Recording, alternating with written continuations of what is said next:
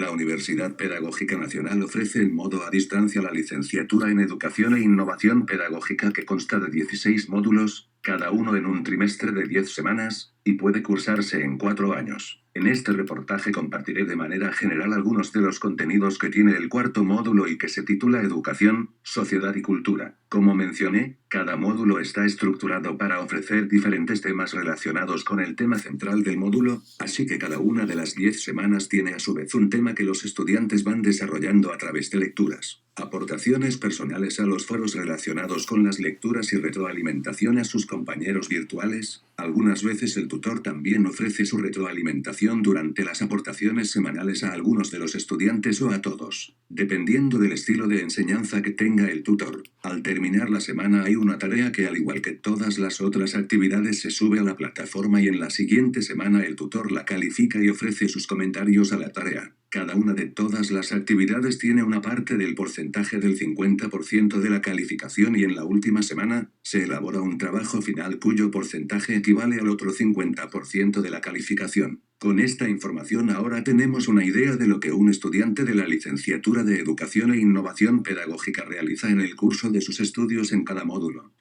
El módulo 4: Educación, Sociedad y Cultura. Sin duda alguna, muchos padres de familia desean que sus hijos tengan acceso a la educación, empezando desde el kinder y concluyendo con una licenciatura universitaria. Y aunque esto pareciera ser un camino derecho, en el recorrido se pueden ir encontrando algunas señales que van regulando la velocidad en la que los estudiantes quieren lograr el ingreso a alguna universidad. En este reportaje solo estoy considerando las universidades públicas. El papel de la educación es un componente que está integrado a la configuración social y cultural. En México, su constitución, la educación pública está garantizada en su artículo 3. Toda persona tiene derecho a la educación. El Estado, Federación, Estados, Ciudad de México y municipios impartirá y garantizará la educación inicial, preescolar, primaria, secundaria, media superior y superior. La educación inicial, preescolar, primaria y secundaria conforman la educación básica. Esta y la media superior serán obligatorias. La educación superior lo será en términos de la fracción X del presente artículo. La educación inicial es un derecho de la niñez y será responsabilidad del Estado concientizar sobre su importancia. Corresponde al Estado la rectoría de la educación, la impartida por este, además de obligatoria, será universal, inclusiva, pública, gratuita y laica. Además, establece que toda la educación que el Estado imparta será gratuita. Por cierto, la última reforma fue publicada en el Diario Oficial de la Federación fue el 28 de mayo de 2021.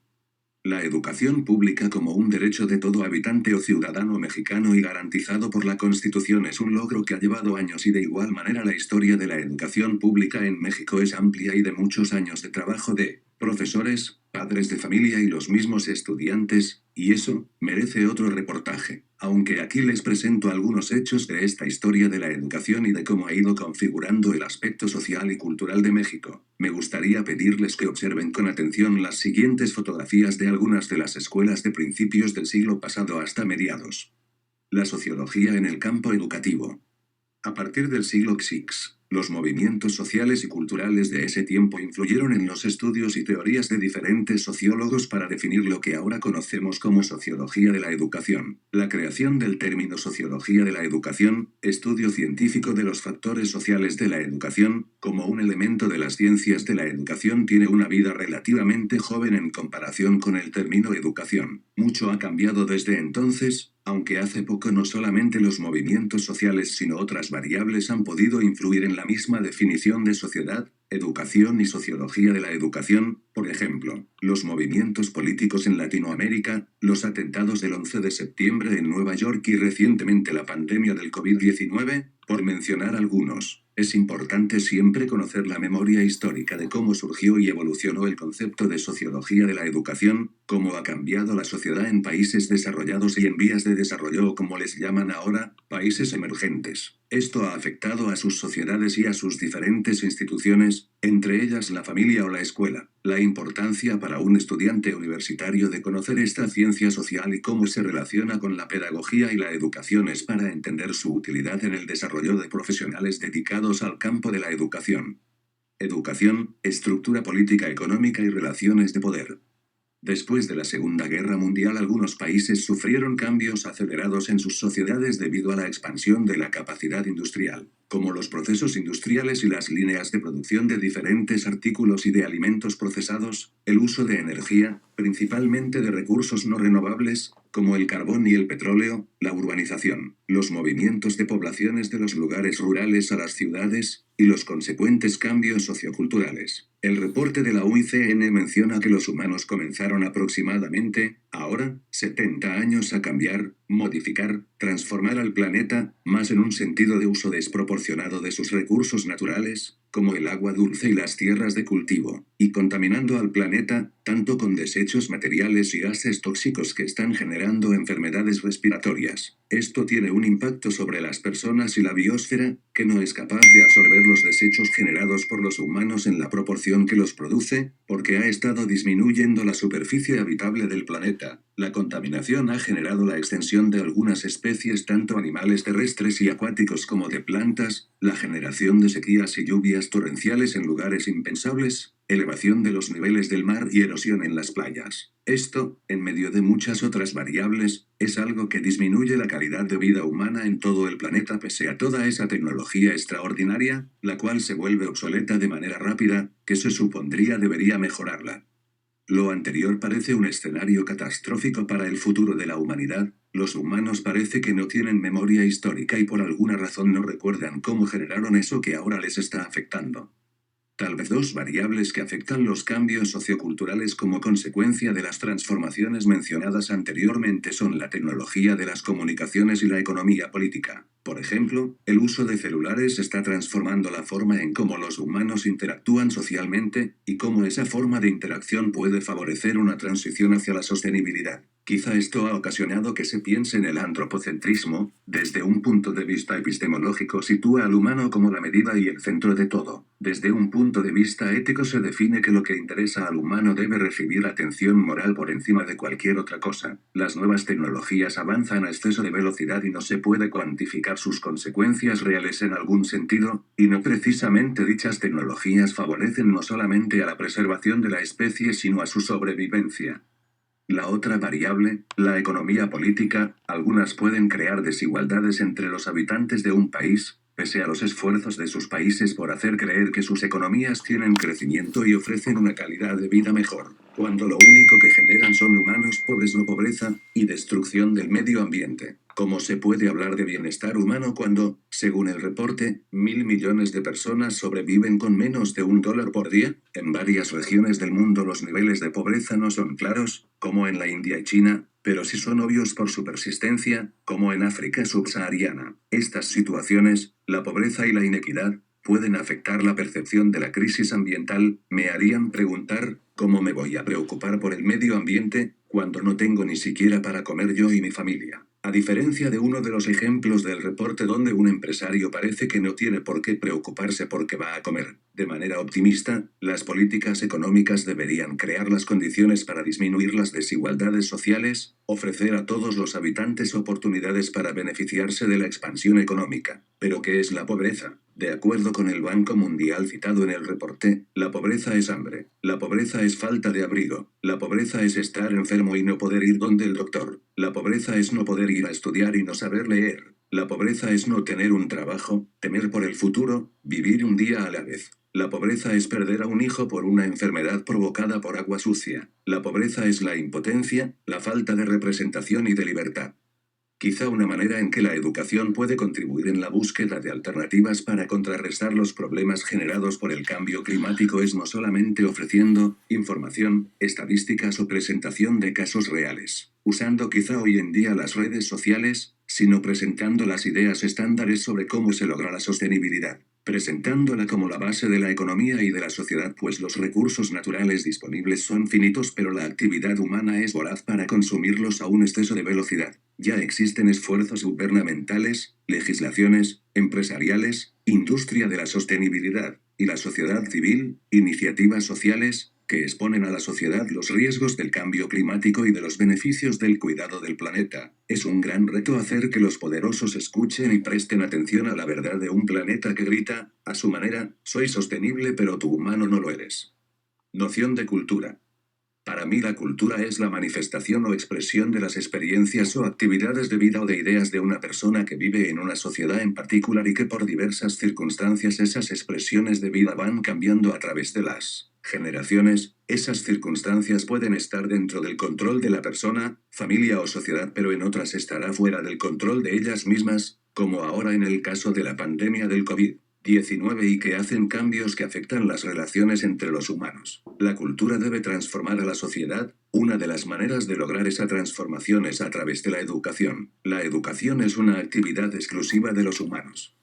Pienso que la cultura es algo dinámico y de la misma manera que un humano, la cultura va pasando por diversas etapas de crecimiento y desarrollo. Usando el ejemplo de cómo se crea una vida humana, podría usar dicho ejemplo para relacionarlo con la cultura. En algún momento de la historia, por ejemplo, una forma en particular de ser de una persona tuvo su origen y está a su vez su mismo origen y así hasta que quizá ya no sea importante conocer más orígenes. Por ejemplo, el lenguaje, sin importar cuál de manera particular, cuál fue el origen del lenguaje en general, puede haber muchos estudios y teorías que puedan dar algunas respuestas, pero hoy en día quizá mejor valdría preguntarse de qué manera el lenguaje que yo hablo afecta mi forma de entenderme, de entender a mi familia, a la sociedad, al mundo, de qué manera el lenguaje, como resultado de un proceso cultural, afecta ahora la forma en que me relaciono con otros humanos y expreso mis ideas. ¿El lenguaje solo es el habla o hay otras formas de comunicarse, como, por ejemplo, asentir con la cabeza para decir sí o mover la cabeza de izquierda a derecha para decir no? En algunas culturas esto puede entenderse, pero en otras su significado es diferente. Quizá la cultura cambia a través de las generaciones cuando surge algo que rompe un balance entre las relaciones que se estaban dando entre los humanos en un momento histórico, como ahora con el COVID-19. En pocos meses tuvimos que cambiar algunos hábitos de higiene, como el uso del cubrebocas, uso gel antibacterial y la distancia física eufemísticamente llamada sana distancia, o como los cambios que se dieron en el mundo en el aspecto de seguridad en los aeropuertos después del S-11.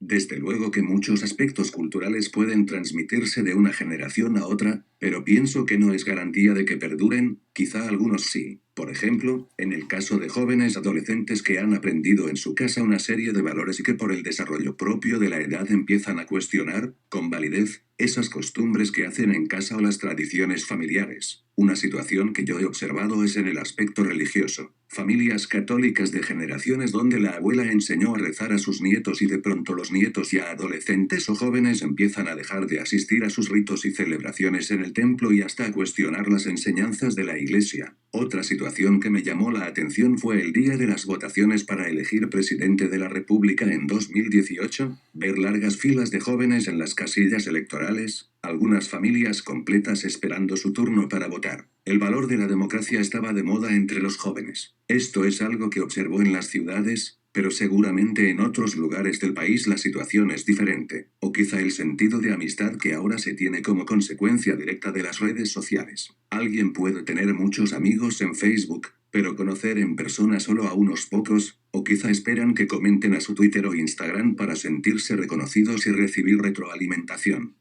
Quizá el valor de la igualdad ante la ley es un producto cultural, pero al leer las noticias no parece que esto sea así. Parece que la justicia tiene un precio que solo los poderosos o ricos pueden darse el lujo de pagar. Cuando Enrique Peña Nieto fue presidente de México dijo una frase que se hizo famosa: la corrupción es un asunto cultural. Sin duda lo que dijo acerca de la corrupción es cierto, pero eso no es una verdad absoluta, pues la educación puede cambiar y transformar la cultura y a las personas. En algún momento, dentro de algunas generaciones esperemos que eso sea historia y que México tenga una cultura que haya transformado y humanizado a sus habitantes. Aculturación. Vivo en una sociedad donde lo único que pareciera ser lo común es el lenguaje y no es precisamente mi lengua materna, sino mi segundo idioma, el inglés. De joven escuché varias veces decir que los Estados Unidos no tienen cultura, aunque esa afirmación niega parte de la historia de un país independiente, 1776, de 245 años que es parte del continente americano. ¿Y qué hay de la historia antes de este país fuera independiente de la corona de Inglaterra? ¿Qué pasó antes de que llegara por el océano Atlántico los colonizadores ingleses en 1607 y fundaran Jamestown, Virginia? Menciono a los ingleses, Pero no fueron ellos las primeras personas de origen europeo en llegar al territorio continental de lo que hoy es Estados Unidos. Los primeros europeos llegaron por el sur en la Florida en 1513 y eran súbditos de la corona de España. Ambos conquistadores o colonizadores llegaron a unas tierras que ya estaban habitadas con pueblos originarios de hacía muchos siglos y aún unas de ellas ya extintas, como la población de Cahokia, Illinois, casi a orillas del gran río Mississippi, el cual parte al país literalmente en dos. ¿A qué se enfrentaban ambas partes? Pueblos originarios y europeos. Hay diferencias en la forma en cómo estos pueblos originarios fueron tratados. Para los españoles ellos representaban mano de obra y preservaron la vida de algunos pueblos, pero los ingleses prefirieron eliminarlos casi por completo o mandarlos a reservaciones empezando por el año de 1758. Además, hay otro grupo étnico que se encuentra dentro del proceso histórico, los afrodescendientes, quienes apenas el año 2019 se cumplieron 400 años de que fueran traídos como esclavos. Aunque este grupo étnico es una minoría, ya fue superado por los latinoamericanos, especialmente los de origen mexicano, aunque se dice que los alemanes son un grupo étnico minoritario. Pero ellos son de origen caucásico y cabrían entre los que son considerados descendientes de europeos. Muchos caucásicos racistas parecen desconocer su propia historia e ignoran que los criollos y mexicanos están en Estados Unidos mucho antes que ellos y siguen tratándolos como habitantes de segunda clase. Aunque los pueblos originarios, los mexicanos y los afrodescendientes pudiera parecer que sufrieron de la aculturación en un proceso histórico, es algo que sigue siendo tan actual hoy en día en esta época de la postmodernidad. La cultura dominante, caucásica, sigue imponiendo cambios a la cultura. A diferencia de la Constitución mexicana que establece como idioma oficial el español, la estadounidense no menciona ningún idioma oficial y algunas oficinas gubernamentales ofrecen asistencia en diferentes idiomas. Aunque muchas compañías prefieran hacer negocios en inglés sin mencionar que no pueden hacerlo en otra lengua. La religión católica, quizá como forma de hacer llegar su doctrina religiosa a diferentes grupos étnicos, ofrece la misa en diferentes idiomas. Por ejemplo, en la Arquidiócesis de Chicago ofrece la misa en diferentes idiomas cada domingo. Antes de la pandemia, el inglés ocupando el primer lugar, le sigue el español y luego el polaco y además en otras 51 lenguas. La religión católica trata así de inculturarse y a través del año era común observar diferentes expresiones de fe de diferentes grupos étnicos católicos, de los mexicanos el Vía Crucis viviente, de los polacos usando sus trajes típicos el Domingo de Ramos, de las cofradías filipinas. En el caso de este último grupo, los filipinos comparten de cierta manera expresiones de fe cuyo origen es de España. Muchos de ellos, sobre todo los más jóvenes, tienen opciones de idioma para asistir a una misa en inglés en lugar de tagalo, aunque pueden entenderlo y hablarlo. Pienso que para que, al menos en mi caso, se dé ese proceso de interculturalidad se requiere de algo en común, que es el lenguaje. No basta con una interpretación en inglés de las ideas que se piensan en el lenguaje nativo, lo he visto varias veces. Por ejemplo, un amigo me comentó que prefería estudiar en una universidad que no tuviera estudiantes de origen extranjero, pues el inglés de ellos limitaba muchas veces la dinámica de la clase, pues expresaban sus ideas en función de la lógica de su lenguaje nativo, cualquiera que éste fuera. La interculturalidad requiere de un diálogo, entender quién es el otro, quién soy yo para poder convivir y enriquecernos de ambas o de las varias culturas que convergen en un determinado espacio y tiempo. También me parece que una persona que se considera latinoamericana o particularmente mexicana y que no hable la lengua, no podría considerársele, en este ejemplo, mexicana porque la lengua, la cultura y el origen son tres elementos para ser considerado parte de un grupo étnico con características propias. De mi parte, sería atrevido decir que son como los habitantes de un pueblo originario que comparten un aspecto cultural mexicano y que hablan su propia lengua, en este caso, el inglés, y que la ventaja de esta lengua, el inglés, les permitirá aprovechar situaciones que a diferencia de otras lenguas originarias no les permitirán. Esto último es una hipótesis, que tal vez pueda en un futuro desarrollar y llegar con elementos a una conclusión con el método científico. Globalización e interculturalidad. A veces uno acude al diccionario a buscar el significado de una palabra. Si el diccionario revisado ofrece definiciones generosas, a veces también está la etimología de la palabra buscada. Pero en ocasiones en la práctica no es solo una palabra la que se busca, sino el concepto y la connotación. Conocer el origen de una palabra es importante para poder crear, fundamentar e intentar explicar una experiencia, ya sea personal, familiar, de un pueblo, de un país o de una sociedad.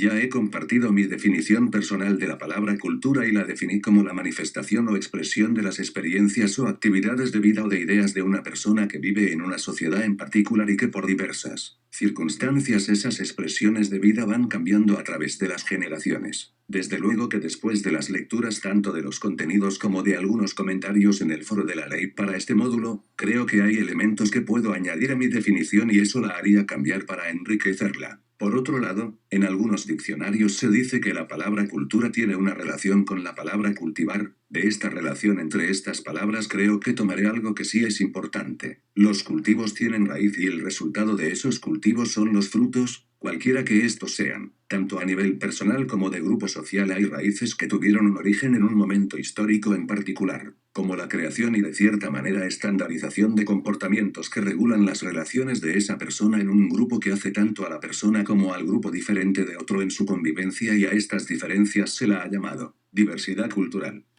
En algunas sociedades esa diversidad cultural es notablemente visible, tal vez como la que se observa entre los pueblos originarios y los habitantes de las ciudades. En una ciudad entre los inmigrantes recién llegados y los habitantes regulares de una ciudad. Quizá hay hasta ciertas políticas gubernamentales que en el afán de fomentar el turismo tanto nacional como extranjero, y elevar los niveles de bienestar, empleo e inversión hacen más marcada esta diversidad cultural llamando a ciertas poblaciones pueblos mágicos y engloban a esas poblaciones en una lista oficial que cumple una serie de requisitos que deben cumplir y refrendar cada cierto tiempo. Algo totalmente en contra del espíritu de la justicia social, pues al final solo las personas en posición de toma de decisiones, como los representantes elegidos democráticamente vía el voto popular o el nombramiento oficial otorgado por esos representantes oficiales, pueden dar validez a un procedimiento que un gobierno federal establece con criterios en el que el pueblo originario, como entidad, no tiene participación sino exclusión en decisiones que afectan el territorio donde viven y decidir sobre la explotación tanto de sus recursos naturales como de los culturales. Tal vez el concepto de diversidad cultural pudiera ser más notorio cuando se ve que cuando se expone de manera teórica. A lo mejor pudiera ser más fácil reconocer por su forma de hablar, de vestir, de actuar a una persona que es fuereño y que no encaja en medio de una sociedad moderna. Y la educación en medio de esto pudiera iluminar oscuros prejuicios y preconcepciones de otras expresiones culturales. Algo que me puso a pensar en este sentido el escrito de León Olive fue en el esfuerzo por impartir enseñanza pública en las lenguas originarias en ciertas poblaciones donde todavía no se habla español y quizá también se fomente el bilingüismo. Lengua originaria español, el esfuerzo es noble y desconozco estadísticas que muestren resultados en ese sentido. También puedo compartir algo en el sentido de la educación bilingüe, inglés-español. Una de las preguntas que continuamente escucho es hasta cuándo en algunas escuelas públicas de Chicago deben seguir enseñando en español. Pienso que más allá de iniciativas en educación bilingüe está el aspecto de las empresas que con el afán de promocionar y vender sus productos lo harán en el idioma que sus clientes hablan. Además que en los Estados Unidos es el segundo país en el mundo donde se habla más español después de México, lamentablemente no es España el segundo país hispanohablante en el mundo. El idioma o la lengua como expresión cultural es una herramienta para la preservación de la diversidad cultural. La ciencia y la tecnología para aprovecharse en el desarrollo social con respecto a la diversidad cultural debe ser accesible financieramente, para empezar con el costo del Internet y de las computadoras. Que haya campañas de alfabetización tecnológica para las personas adultas o de la tercera edad y no queden excluidas de estos avances y conocimientos a los que es posible acceder ya no solamente desde una computadora de escritorio sino desde los teléfonos inteligentes. Experiencias interculturales. En una plática que dio el arqueólogo Eduardo Matos Moctezuma le preguntaron cuántas zonas arqueológicas hay en México. Su respuesta me dejó perplejo y pensativo, dijo solo hay una, porque todo México es una gran zona arqueológica donde hay algo que se puede encontrar. Yo añadiría que ese encontrar no es porque algo estuviera perdido, sino que quizá no nos hemos dado cuenta que está ahí, y cuando lo notamos eso puede cambiar nuestra percepción o forma de ver la vida y de relacionarnos con los demás. Muchos pueblos originarios en México han desaparecido por diversas circunstancias, solo se les conoce por su legado cultural, pero los que hay no tienen una existencia garantizada por un sistema globalista que busca apañarse de sus recursos naturales y aculturarlos para falsamente integrarlos a una sociedad neoliberal. La experiencia educativa de un pueblo originario de hace casi 11 años presenta una realidad que es atendida por personas que pertenecen a ese pueblo. Esas personas interesadas por que los niños de su comunidad tuvieran acceso a la educación como un medio para progresar y disfrutar de tener un espacio para la escuela, con todo lo que ello requiere.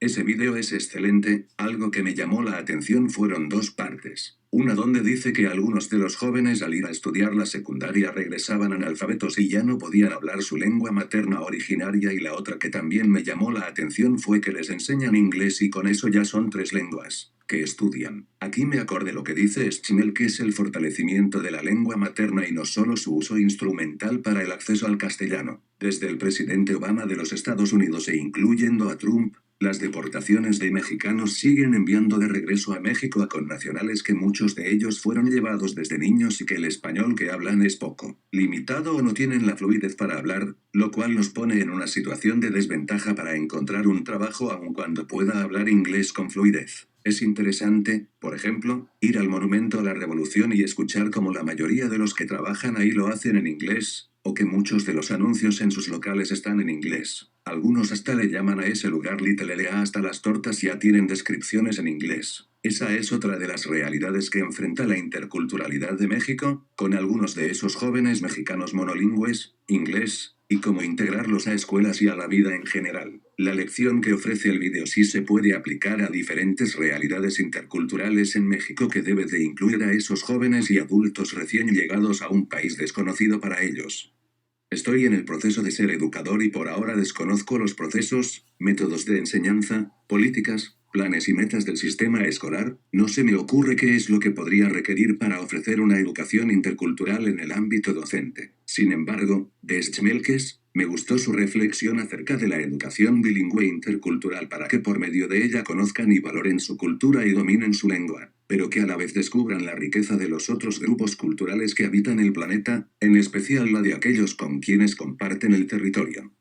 Me gustó mucho el planteamiento de Schmelkes en su diferenciación de multiculturalidad e interculturalidad. Aquí donde yo vivo escucho muy frecuente el uso de la expresión vivimos en una sociedad multicultural, lo cual hasta cierto punto es entendible por las divisiones étnicas de origen de las personas, por sus costumbres, lenguaje, formas de ser, pero sobre todo por las limitaciones que tienen en la participación de toma de decisiones, muchas de las veces por el lenguaje, pues el inglés, aunque no es la lengua oficial, es el que más se usa, en sus 3 formas: hablado, escrito, escuchado. Algunos grupos han permanecido en áreas que podrían llamárseles nacionales, principalmente los de origen hispanohablantes, aunque sean los mexicanos quienes predominan sobre otros hispanohablantes. En estas áreas, los comercios, ciertos trabajos, algunos servicios religiosos, algunos políticos hablan y ofrecen servicios en español. Entonces no hay una preocupación o interés por aprender el idioma, y aún entre este grupo de hispanohablantes se experimenta cierto tipo de discriminación hacia otros grupos étnicos,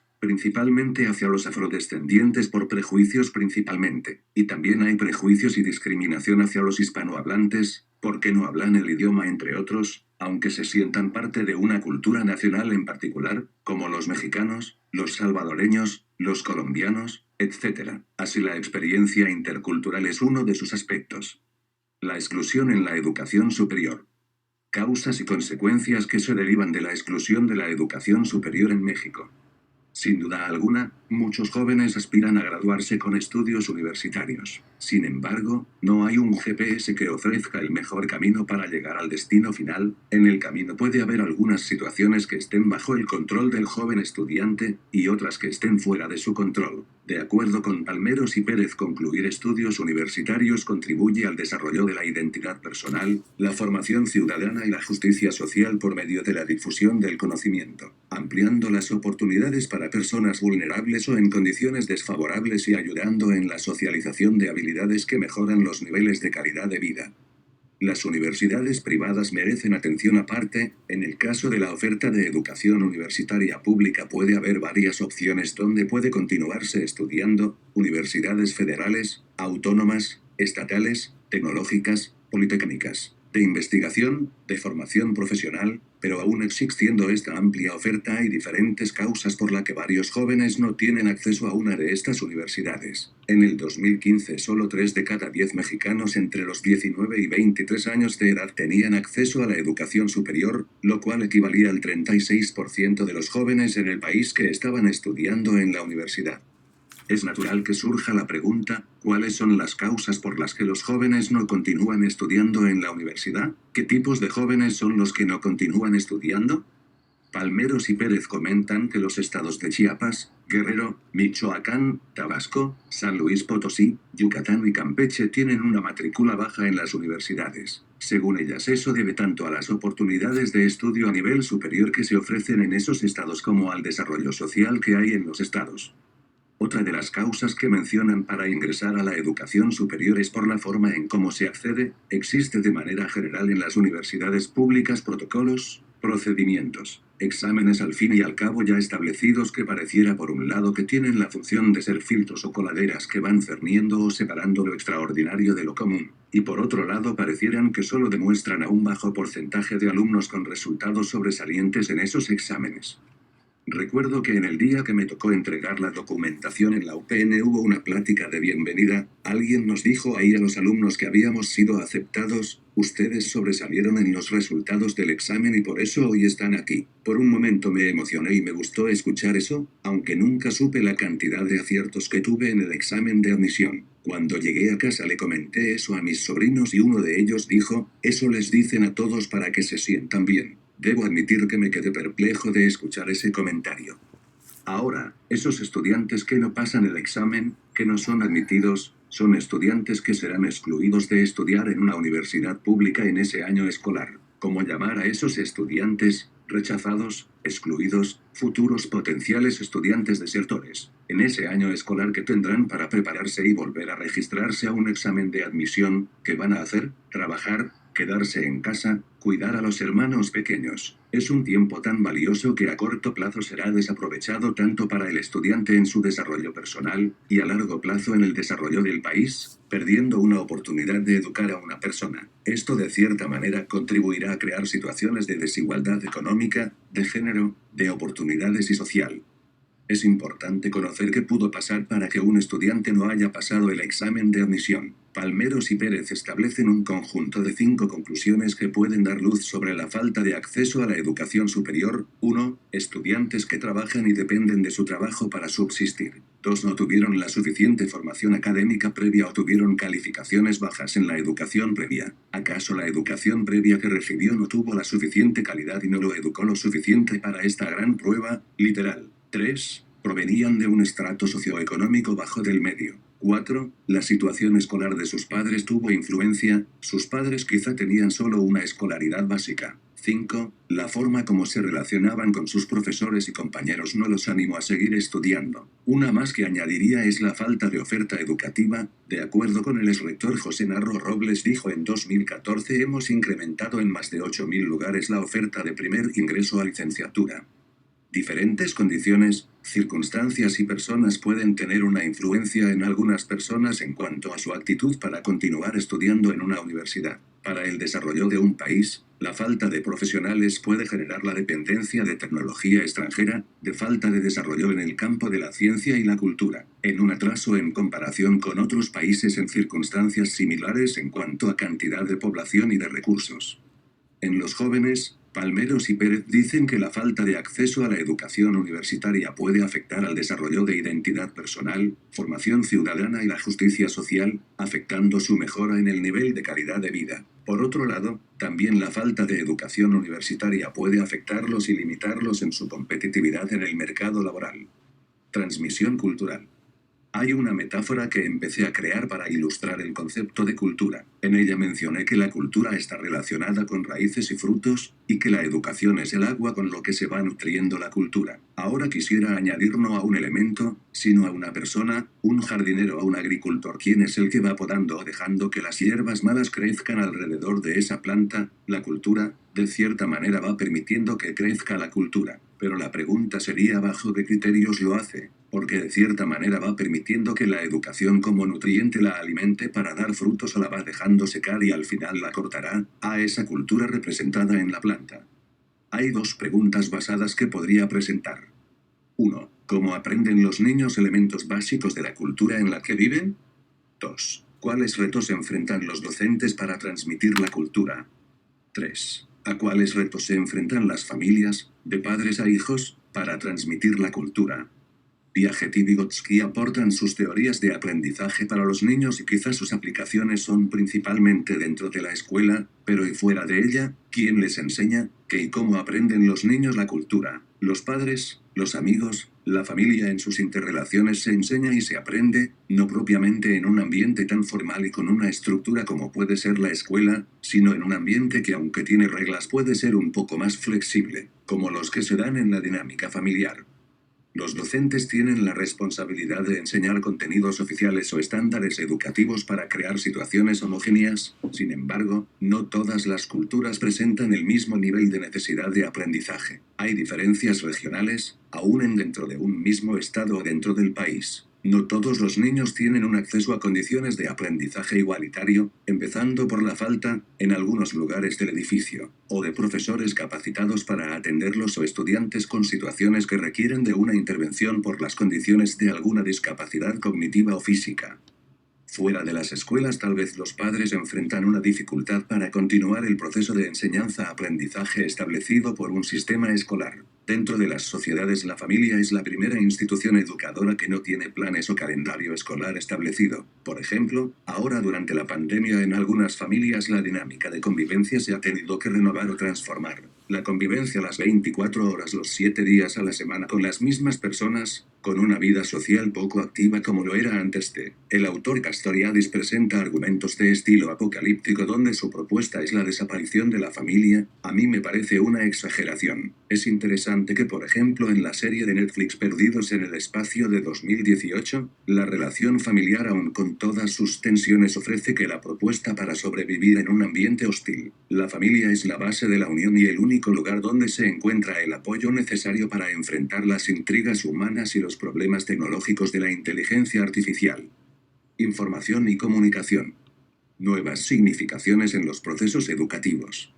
Es muy probable que, en 2004 cuando el libro Pedagogía del aburrimiento fue escrito, la televisión fuera el principal medio audiovisual de comunicación. Habría que consultar las estadísticas y comparar ratings o venta de periódicos, y el auge de las redes sociales apenas estaba comenzando, y otro aspecto a considerar era el apagón analógico que empezó a suceder en el mundo y en México a principios de julio de 2004. Esto implicaba un cambio en el tipo de televisores que serían necesarios para poder seguir recibiendo los contenidos que las compañías de televisión empezarían a ofrecer en los siguientes años.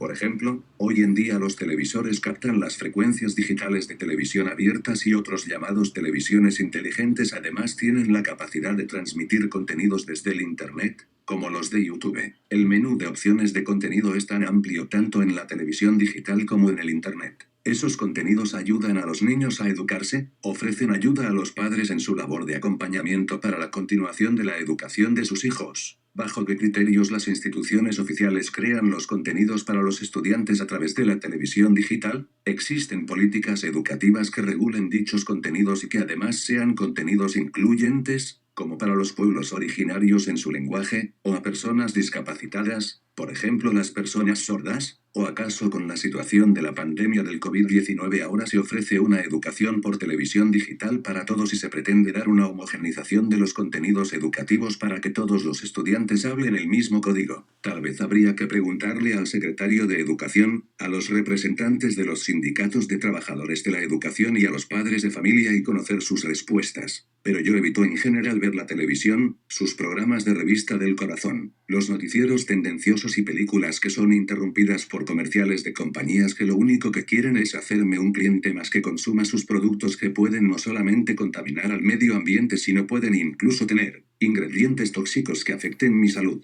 Por ejemplo, los desodorantes que tienen como ingrediente activo las sales de aluminio y que son tóxicas para el humano. Sobre todo, debería preguntarme en qué se basa mi criterio para elegir el tipo de contenidos. de programas que me ayuden a desaburrirme, a distraerme o de qué manera quiero aprovechar mejor el tiempo libre que tengo para mí, para descansar o para negar el ocio.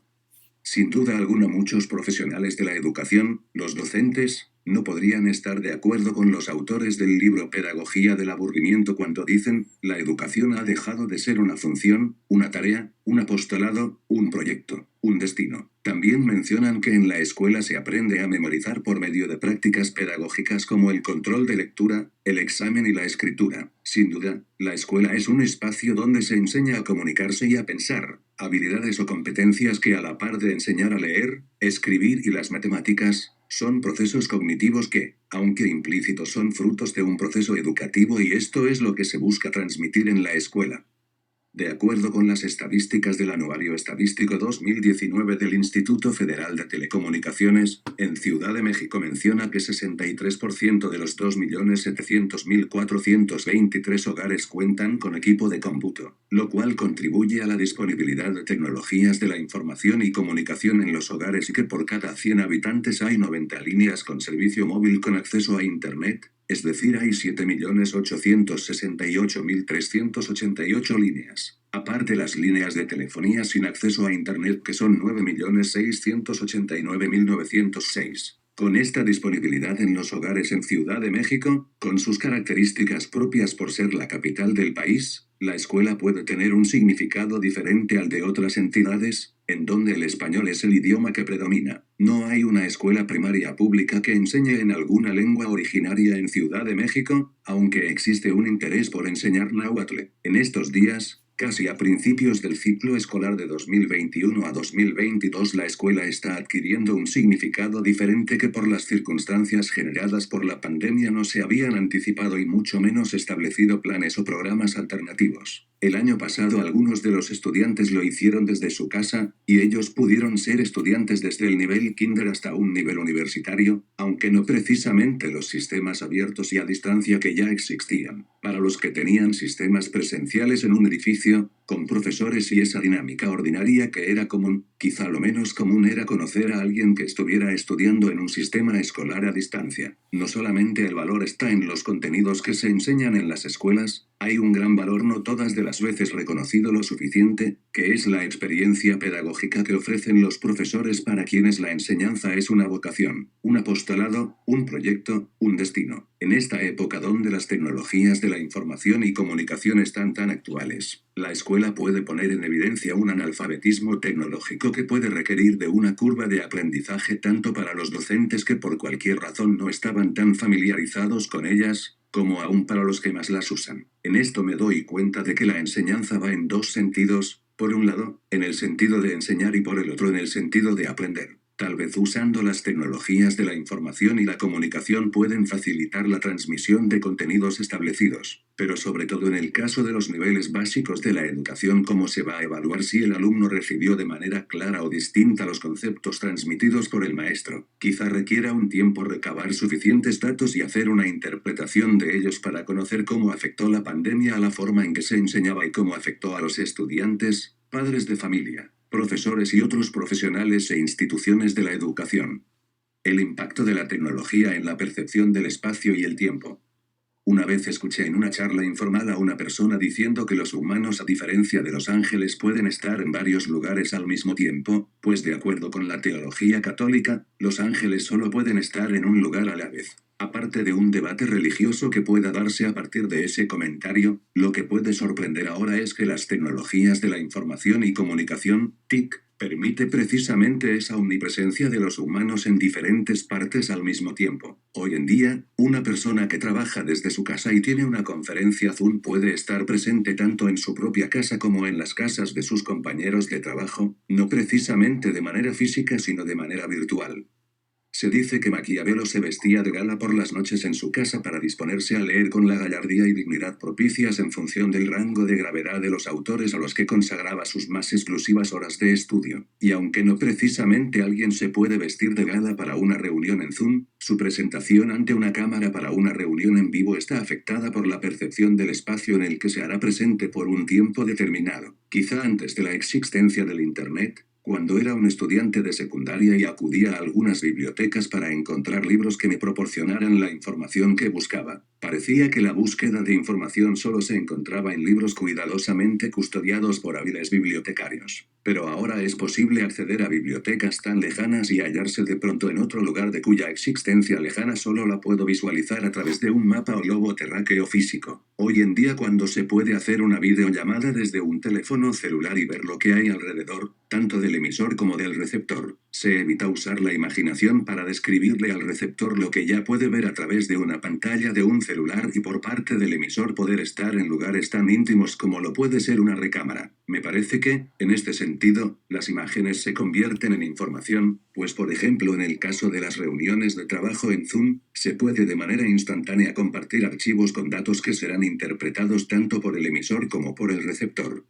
Tal vez, ahora debido a la pandemia del COVID-19, se ha reevaluado el trabajo desde casa y los gerentes se están dando cuenta que el trabajo se puede realizar por parte del trabajador desde su casa y ahorrarse en gastos como la renta de las oficinas o los servicios de electricidad, telefonía, internet, equipos de oficina, de cómputo y otros. Pero para el trabajador, aunque podría parecer una ventaja quedarse a trabajar desde su casa, también se encuentra con desafíos, algunos materiales y otros que pueden modificar la forma de comunicación con sus compañeros de oficina. Encontrar un espacio para una mesa en donde va a trabajar, el incremento en los cargos por servicios de electricidad, telefonía e internet. Por el lado de la comunicación entre compañeros de oficina, quizá pareciera una solución inmediata llamar por teléfono a un colaborador para aclarar parte de un proceso de trabajo o proyecto. Sin embargo, debería existir la formalidad para documentar históricamente la interacción y sobre todo para delimitar responsabilidades que puedan surgir. Esto puede lograrse al enviar correos electrónicos. Como dice el dicho, las palabras se las lleva el viento, o cada uno tiene el máximo de memoria para lo que le interesa y el mínimo para lo que no le interesa. Aunque existe la posibilidad de que puedan surgir o no surgir, la dinámica de la comunicación, dice la autora Bowman, las comunicaciones baratas inundan y ahogan la memoria, en lugar de alimentarla y estabilizarla. Aunque se puede entender hasta cierto punto que los trabajadores de algunas oficinas conocen el funcionamiento de las TICs o podría decirse están alfabetizados tecnológicamente, no pasa precisamente lo mismo a nivel educativo. Preguntarle hoy en día a un joven cómo describir el funcionamiento de una reproductora de casetes es un reto, pues no está familiarizado con la tecnología que antecedió a la música digital. Pero también preguntarle a un adulto de la tercera edad si conoce cómo funcionan las listas de reproducción de música digital es otro reto.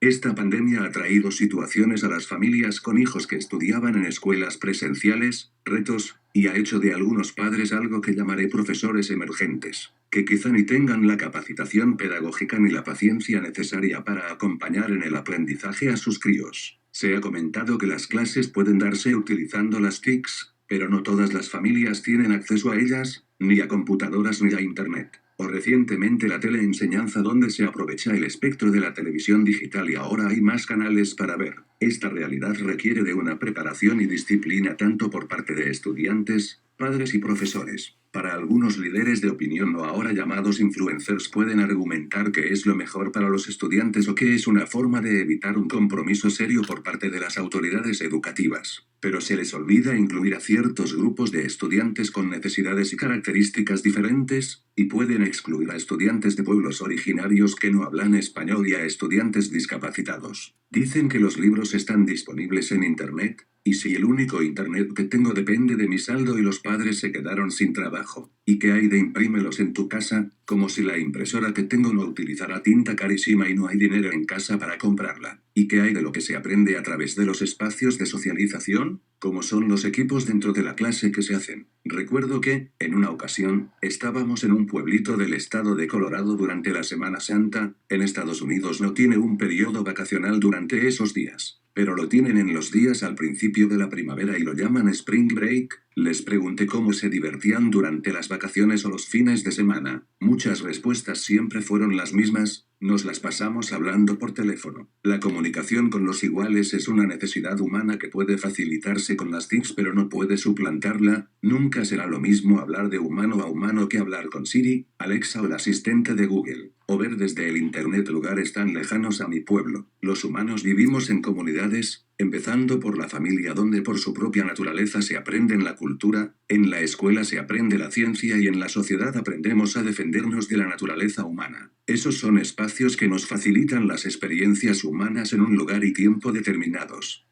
Antes de concluir esta presentación quisiera compartir un resultado de una encuesta que apliqué a una joven de 22 años. La encuesta tuvo 10 preguntas, algunas fueron de elección y otras fueron abiertas. Ella es una joven monolingüe, solo habla español, solo comentó que el último nivel escolar de su mamá fue una carrera técnica. Esta joven estudió en el bachillerato en una escuela particular donde obtuvo un promedio de 9. Lo cursó en 3 años y además no reprobó ninguna materia y en caso de que alguna materia no se aprobara la escuela ofrecía pasar la materia por medio de un examen extraordinario. Cuando tuvo que elegir universidad eligió la UNAM y FES. Las licenciaturas que eligió fueron traducción, relaciones internacionales y biología. Comentó que las FES le quedaban como a 30 minutos de distancia en autobús.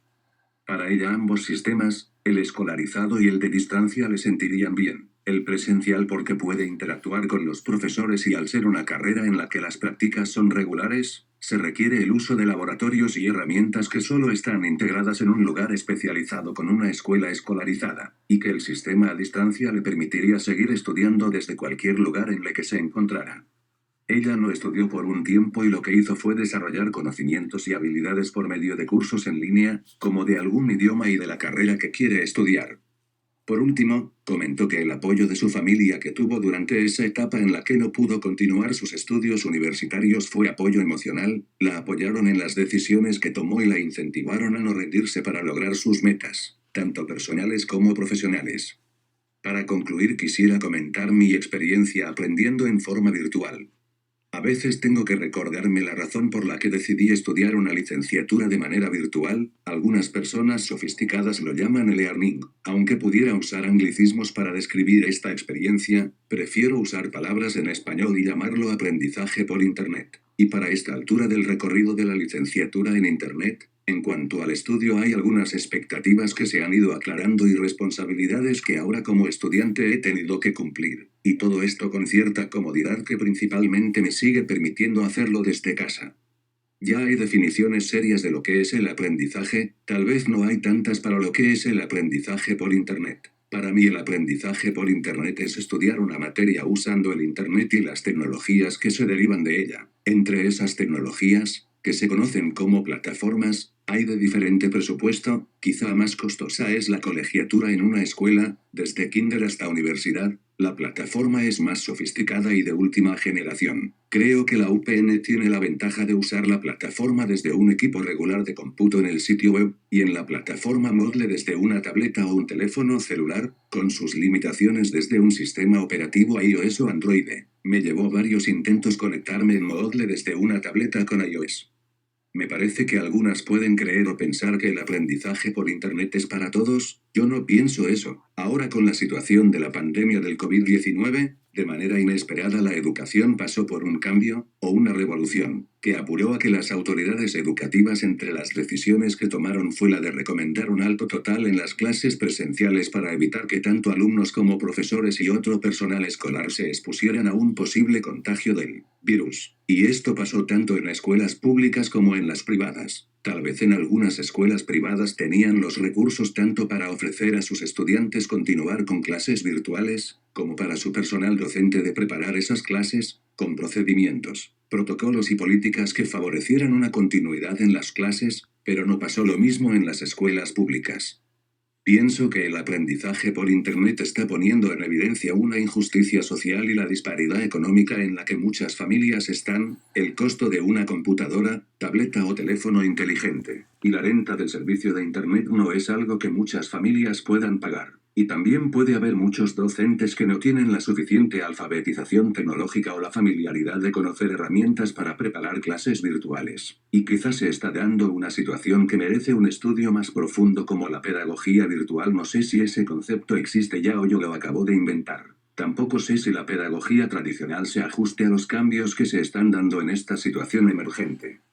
Aunque la Constitución Política de México en su artículo 3 establece que la educación debe ser gratuita y obligatoria, eso no garantiza que el Estado tenga la infraestructura o el presupuesto para educar al segmento demográfico en edad escolar o que haya un personal docente preparado para ofrecer aprendizaje en Internet. Por otro lado, personalmente no me considero participante en un modelo a distancia de educación universitaria, soy un estudiante del aprendizaje por Internet. Pero como estudiante virtual hay aspectos que no se podrán igualar a la experiencia de un estudiante presencial, por ejemplo, la socialización que tanto de manera vertical con el profesor o de manera horizontal con los compañeros de clase. En la experiencia que tuve en el sistema presencial, tuve profesores que aparte de su labor de enseñar compartieron tiempo, orientaciones y sugerencias que solo el contacto humano permite, a nivel de compañeros. Pues también las relaciones que pueden darse entre clases al compartir un café o una charla ya hubieran sido de la clase en sí o de algún aspecto o situación no relacionada con la clase. Tal vez algunas personas introvertidas no extrañen la socialización. Este sistema de aprendizaje por Internet permite conocer en el foro los puntos de vista y las opiniones de los compañeros. En la licenciatura en la que ahora estamos, con el sistema modular de lecturas y actividades, pienso que con disciplina es posible potencializar en el estudiante virtual algunas competencias que ya se tienen, y llevarlas al siguiente nivel, entre ellas la comprensión a la lectura, la escritura de textos reflexivos, logrando con ello uno de los objetivos de la educación, hacer de un humano un ser pensante, reflexivo, libre y transformador de su hábitat.